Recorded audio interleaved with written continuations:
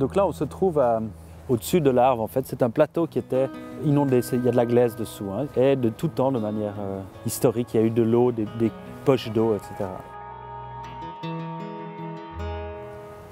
Cette zone humide en forêt est très importante pour la reproduction des grenouilles rousses, entre autres, et des tritons. Donc ces deux espèces viennent au mois de mars pour pondre. Donc il y a ces déplacements qui se font entre les lieux de ponte et les lieux où ils vont passer l'hiver.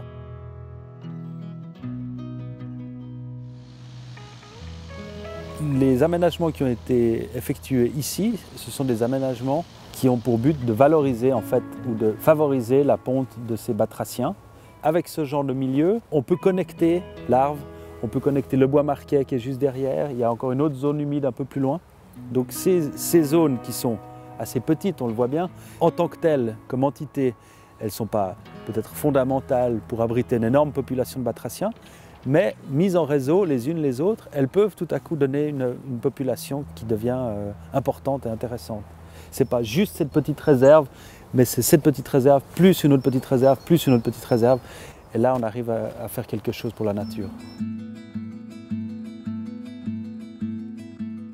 On peut le faire à toutes les échelles. On peut parler du crapaud-duc. Ça, c'est quand on a une grosse population dans un site donné et il y a une grosse route qui traverse. Là, on peut effectivement construire un ouvrage qui permettra aux batraciens de passer sur la route et d'éviter de se faire écraser. Il y a des ouvrages qui sont des ouvrages de génie civil, il y a des grandes choses qui peuvent être entreprises, mais il peut aussi y avoir des toutes petites choses. On peut, en choisissant les essences plantées dans le jardin, en choisissant de ne pas justement mettre un mur ou un grillage comme ça, on peut permettre à la faune de circuler. Ça permettra aux tritons, aux grenouilles, aux hérissons, aux renards, à toutes ces bêtes. Ça permet de connecter ces zones.